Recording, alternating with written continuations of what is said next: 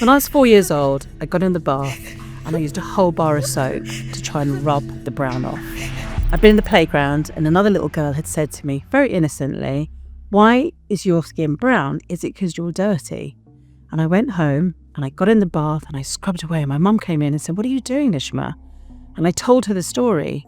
And at that point, at the age of 4, I had equated different to being bad. That attitude I carried through my entire career and life. So whether that was around trying to conform and fit in and not be different at school, at university, in boardrooms, throughout my career. What I learned, and was hard-coded at that point, was that different was actually bad. Being invisible meant that it was safer. It was less dangerous. But actually, what I'm going to teach you in this video is that was the thing that I thought was difficult and different, was dangerous, was the exact thing that helped me become unmissable. So this is what we're going to cover. First of all, it's about your mindset. I'm going to tell you about how you can get into the right mindset to overcome being invisible, something we've taught ourselves forever, to then become visible. It's about then learning what are the steps to going, how do I free myself and tell that story? I'm going to teach you something that I've not shown a lot of people before, which is called the fuck it list. This is going to be the thing that takes you from being stuck to sparkle. It's the energy you need, and it's going to hold you to the commitment of making sure that you're visible in the way that you want to be. And then finally, I'm going to tell you what it's going to cost you, because it is going to cost you something. It's going to cost you time. It's going to cost you being a little bit braver and getting deep to the bits where you need to be vulnerable. Because reality is vulnerability is what builds trust. Trust is what builds connection. And that's how you become more visible. And that's why you want to be visible as well.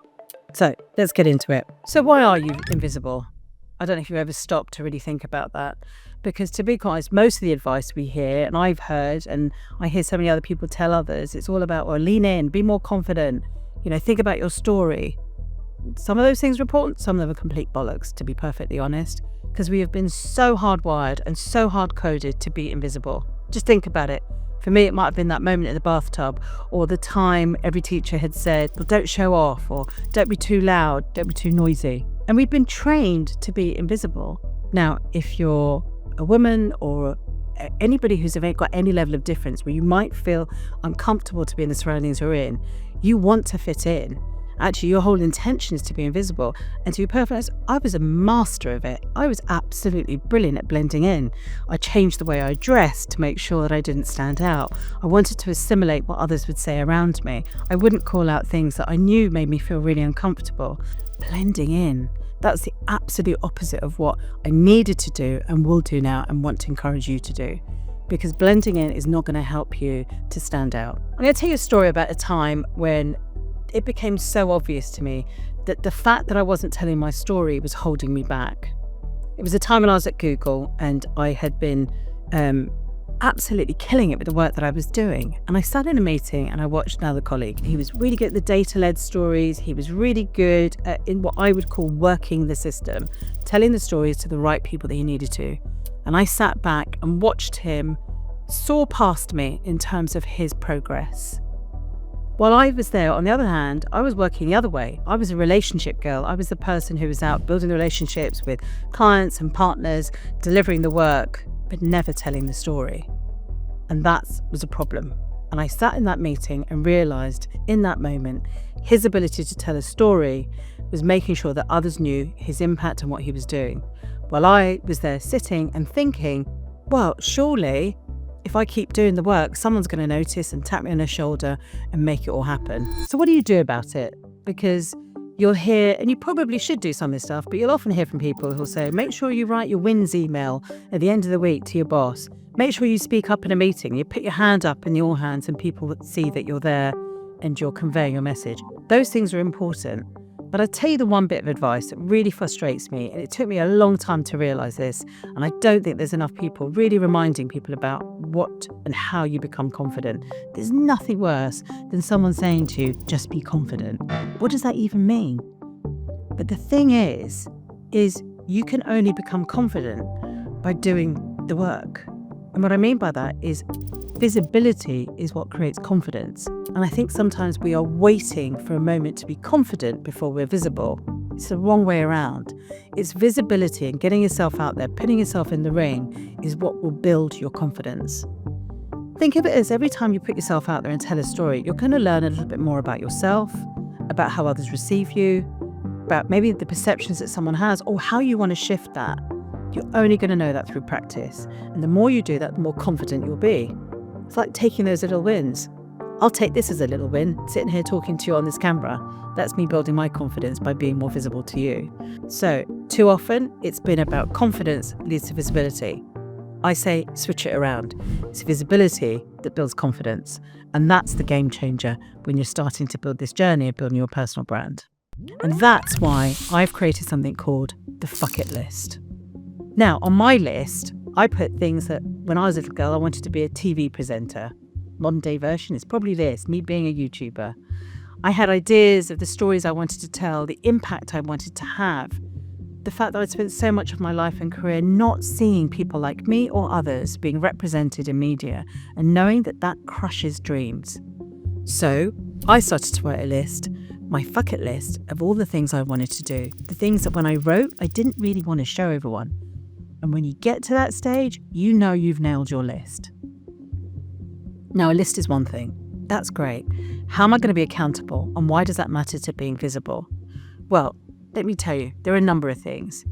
I needed visibility to help shift me from perceptions of being a brilliant marketeer in some amazing businesses to someone who had more breadth and opportunity of things I wanted to do and achieve. The stories I wanted to tell, the people I wanted to meet. I had a really strong offline personal brand because to be honest, to achieve success, to be in some of the rooms I was in, I needed a personal brand because a personal brand was about trust and credibility and proof of what I'd done. So what did I do on my fuck it list to push me past that fear and give me a sense of going, can I do this? Can I build something online? Can I reach more people in a way that I'd never done before? And why did it matter? And does anyone really care, to be perfectly honest? Well, I did some of the wildest and crazy things I never thought I should or could do. I did stand-up comedy. For the first time ever, I bravely went on a journey to learn how to be a stand-up comic. Just, got the early stages, a taste of how to write and how to perform. But didn't leave it there.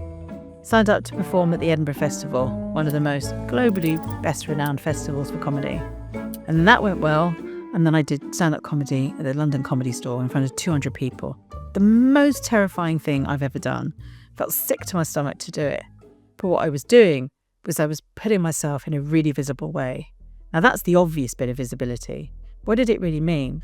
What I learned from that experience was how I was telling my story, how I was choosing to be seen on stage, and how I wanted people to feel. It wasn't just I wanted them to have a lot of laughs, but I wanted them to walk away with an impression of who I was. So going past fear is about embracing uncomfortable. Whether it's making this video, starting out, sitting in my wardrobe trying to make some videos, standing on stage doing stand-up comedy, writing that first post on social media, whatever it might be, it's being uncomfortable is exactly the space you need to start in and probably continue to be in to some degree if you're going to be great. It's that feeling that will take you to being comfortable being visible. And most importantly, not worrying about what anyone else thinks. Worrying about the fear of judgment of others can be crippling. I like to call it the cringe tax. And you've got to pay the cringe tax if you want to be visible. And get comfortable with the cringe tax, because what is it? You're worrying about what somebody else might say of you. Now, I've learned that more often than not, if you're worrying about what someone else may judge or someone says something that could be a bit offhand in a meeting or something, and you hold that in your head and you continue with it, you've got to push that past and recognize that if you're not being cringe, you're probably not pushing yourself far enough. So get past the cringe and pay the cringe tax, because without that, you're going to stay invisible. Now, quite a few years ago, I was at an advertising festival. I had been responsible for creating our presence there. And part of that is I had managed to secure a speaking slot on stage. That is a really, really important session. I remember rightly that Krishnan Gurumurthy, who is an incredible journalist and a news reader and the anchor for Channel 4 News, was going to be the host of this conversation on stage. That alone should have been an alert to know this was going to be a tough session. But bold as I was and determined to be more visible, I had the confidence of creating something absolutely beautiful in terms of our presence and the stories we were telling at this exhibition, and took that confidence to believe I could go on stage and be part of this conversation. I still remember it now. I had the nerves, but I still had some of that confidence. But most importantly, I had the determination to want to be visible. I sat on that stage being grilled by Krishnan Gurumurthy. And what that taught me in that moment of feeling really uncomfortable and knowing there came a point where I struggled with some of the questions that I was being asked, not because I didn't necessarily know it, but I was definitely outside of my comfort zone. Perhaps I'd gone too far. When I sat on stage at that moment and when I ran off the stage afterwards, I was terrified that those few minutes on stage had undone years of great work of building my reputation. Now, the reality is it hadn't. Maybe a few of the people in the audience might have thought that, she doesn't know as much as she did. I don't know. A lot of that was in my head. In actual fact, all the faces there were very supportive. But the point is it taught me something about visibility, that you can't blag it. So in that situation, I jumped before I was ready. The fuck it list is not about being irresponsible or reckless kind of endeavours. It's about pushing you in a direction that allows you to overcome fear. But the reality is you need to do the work first. You need to build your confidence in terms of what you keep putting yourself out there and doing. But actually, you need to build your skill. You need to have something to tell a story about or be able to be an authority on. Well, we also need to know what we have to do to pick ourselves up when it goes wrong, because it is going to go wrong. Now, the first things first, it's very rare that little mistakes you make, whether it's my moment on stage, whether it's something I might post, or that will be completely detrimental to your career. But how you recover and respond is important. Now, the first thing is to be able to look at it and recognise, acknowledge what went wrong, make sure you learn from it, because that self-acceptance and accountability is critical to your learning and your growth. In my situation, I knew that I had to retreat a little bit, do some more work, get better, be stronger, learn more, do it before I went back out. So I think that sense of recognising that it's not going to be just one easy, smooth curve upwards, it's going to go up and down. It's knowing how you pick yourself up when things don't quite work out as they do. Too often, we are restricted or held back by the things that we are too much of. You're too talkative, Nishma, or you're too enthusiastic, or whatever it might be. Well, actually, those are the things that I've been able to channel into what's made me really great and unmissable.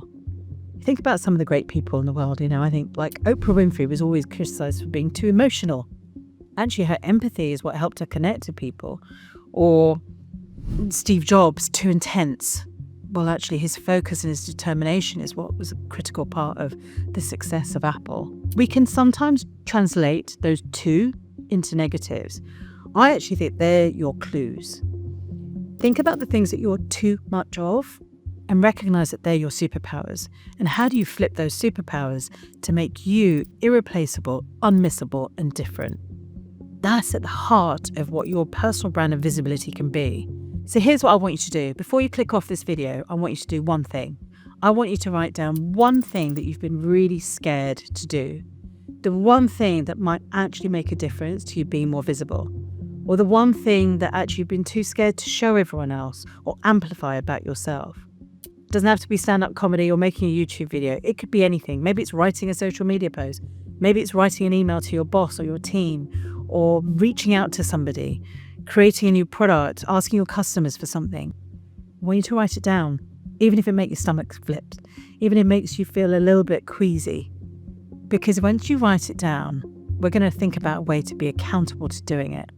But actually, getting it down on paper is a great start. So go write that thing. Maybe tell me what you're going to do. Tell somebody else. Actually, one of the best things to do, I didn't want to share my list with anyone, but I started to share moments of it. I've even sat here and told you some of that today. Saying it out loud, sharing it with someone, share it with someone you trust, helps you stay accountable. And maybe ask someone to keep you accountable. Ask them to come back and say to you, have you done that? Give them the encouragement. So go and be unmissable. I'll be here, sequins on, cheering you on, making sure you do it. And if you need some more help, check out some other videos and follow me as I try and help you go from stuck to sparkle.